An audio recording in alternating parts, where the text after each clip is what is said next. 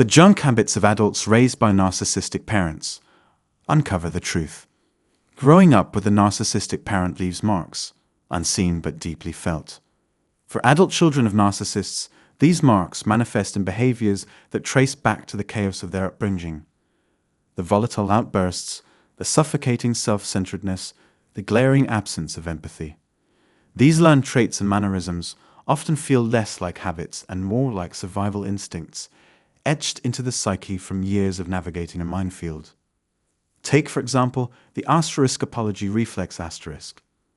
You might recognize it instantly, perhaps in yourself, or someone you know.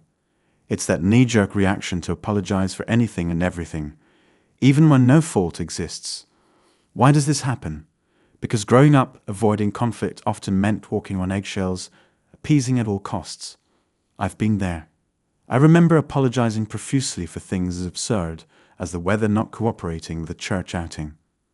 Think about that for a moment, apologizing for the asterisk weather asterisk. That's how deeply ingrained this reflex can be. It's not just a habit, it's a survival mechanism born out of fear. Another behavior that echoes this upbringing is avoiding eye contact during arguments. It might seem minor, but it speaks volumes. Adult children of narcissists often avert their gaze in confrontational moments, a subconscious attempt to appear submissive, non-threatening, perhaps even invisible.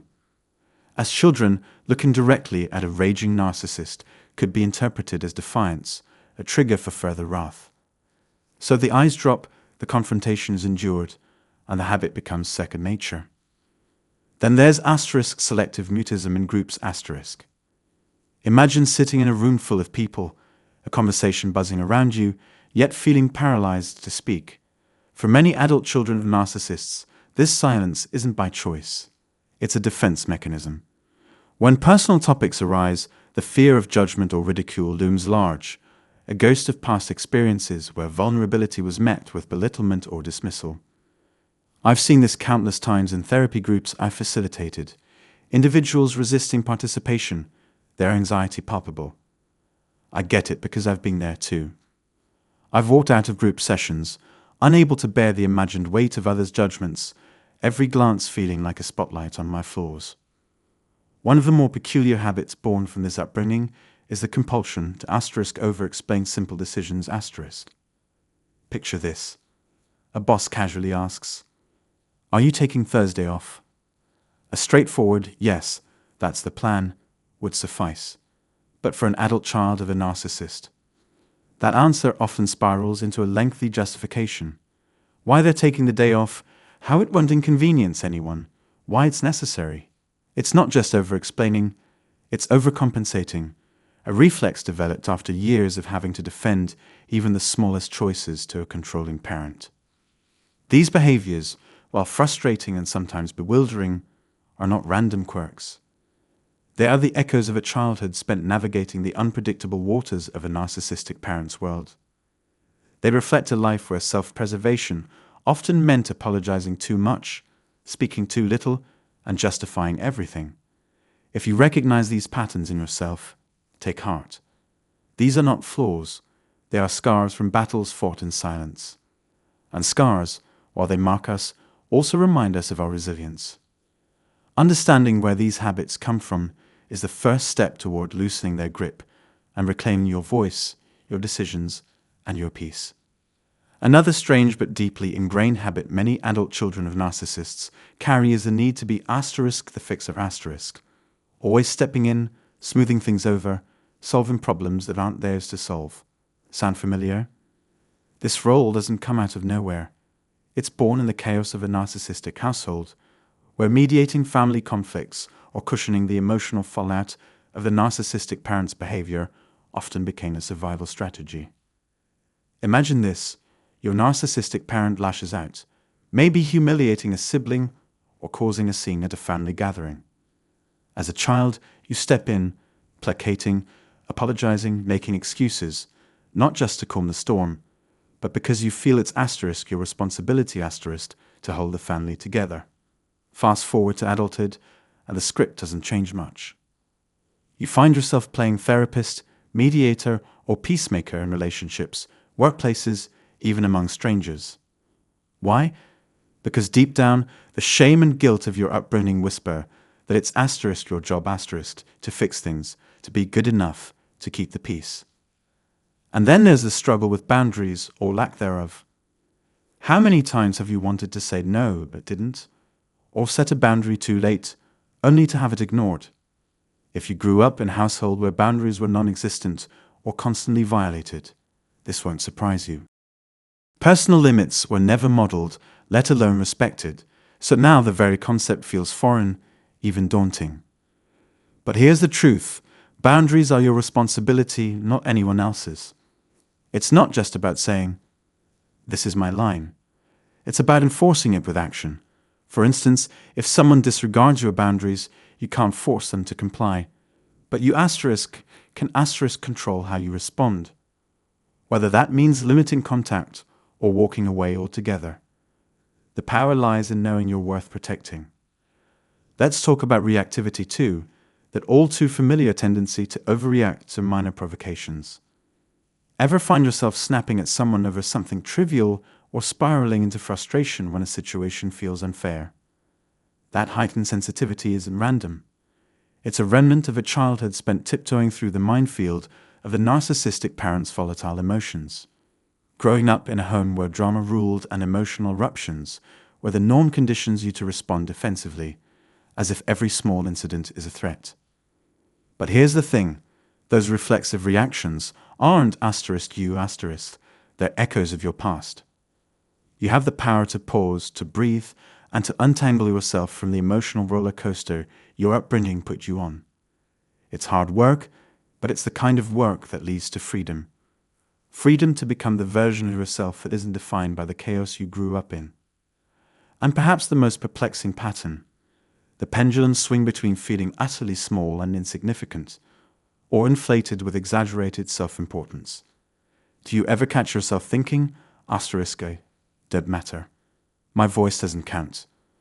Why would anyone care about me?"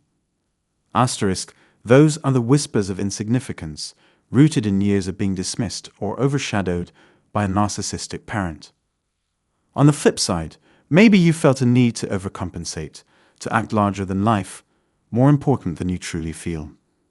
I once knew someone who embodied this, a boss who projected confidence so exaggerated it felt hollow. She grew up in a home marked by addiction and narcissism, and while she wore self-importance like armor, any challenge to her authority left her crumbling inside. It was a facade, a desperate attempt to mask the wounds left by her upbringing. Do you see a pattern here? The fixing, the struggle with boundaries, the reactivity, and the wavering sense of self, all these mannerisms trace back to the survival strategies you needed as a child. They served you then, but they don't have to define you now. Healing begins when you recognize these patterns for what they are: relics of a past you've already survived. Your future doesn't have to be shaped by that survival. It can be shaped by growth, by freedom, and by the decision to let go of what no longer serves you. Let's dive deeper into these truths next time. And until then, reflect on this: you are more than the scars of your past. You are capable of becoming something extraordinary. Her exaggerated confidence wasn't just a shield. It was a trap. On the surface, it commanded attention, even respect. But scratch the surface, and you'd find something fragile, almost heartbreaking. When challenged, she'd either crumble into self-doubt or lash out with vindictive anger. Why? Because that brittle confidence wasn't hers. It was a product of the survival mechanisms she developed growing up in an abusive narcissistic household. And then there's the other, quieter side of this struggle: never really knowing who you are. Adult children of narcissists often feel like strangers in their own lives, operating not from their true selves, but from a patchwork of roles and expectations imposed on them. Do you ever feel like you're just going through the motions, living someone else's script? That's the legacy of growing up under the shadow of the narcissist. A parent who demanded conformity, obedience, and self-erasure. When your identity has been eclipsed by someone else's needs and demands, it's no wonder you find yourself struggling to define what you truly want, what you believe in, or what makes you you. It's like trying to hear your own voice in a room full of shouting. It takes effort to tune out the noise and listen deeply. But here's the good news. This isn't a life sentence. These patterns don't define you. They were programmed into you. Think of them like your family's Wi-Fi signal, strong, pervasive, and hard to disconnect from. But just like you can turn off a device, you can unplug from this signal too. It's time to log out of the collective super self of your family and begin logging into your own authentic self. What's the super self? Imagine a dysfunctional family operating like a single tangled identity, a collective we that leaves no room for I individuality is replaced with conformity, and stepping away feels like betrayal. Breaking free requires courage, but it's the only way to reclaim your life. So, how do you begin this journey? Start by asking yourself some tough but necessary questions. Who am I outside of my family's expectations? What do I value, believe in, or desire that feels authentically mine? Which of my family's beliefs or behaviors align with my true self, and which are just baggage I've been carrying? Think of this process as running your values through a filter, your personal true self filter. Keep what resonates with you, release what doesn't, and don't be surprised if some of the traits you've clung to feel hard to let go of. Even unhealthy habits, like being reactive or staying invisible, can feel safer than stepping into the unknown. Let's explore this further. Take reactivity, for instance, that impulse to snap, to defend, to prove you're right. What if you let it go? What if, instead of reacting, you chose calm? You might worry, but if I don't react, they'll think I'm okay with their behavior asterisk, or asterisk how will they know they're wrong if I don't show them? But let's be honest. Has your reactivity ever truly changed their behavior? Or has it just dragged you into an endless loop of conflict, leaving you drained and off balance? Now consider invisibility. What if you allowed yourself to be seen? To speak up? To exist unapologetically? Sure, it's terrifying. Visibility means vulnerability. It opens you up to judgment, criticism, and rejection. But it also opens the door to connection, to authenticity, to being truly known. Here's the hard truth. Healing isn't comfortable. It requires stepping into the discomfort of letting go, of old habits, old roles, and old identities. But it's the only way to step into your power, to live as the person you were always meant to be. If you're ready to take that step, I invite you to explore further. Start with the free 84-minute training. I've linked below. It's a deep dive into these concepts and completely free. Then consider joining the Asterisk Road to Self-Asterisk program, where we'll go even deeper into tools and strategies to help you break free from the patterns holding you back. You deserve to live a life that's asterisk yours asterisk, not one dictated by the echoes of your past.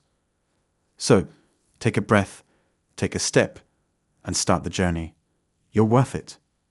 If this resonates with you, please like, subscribe, and share your thoughts in the comments below. Thank you for being here today.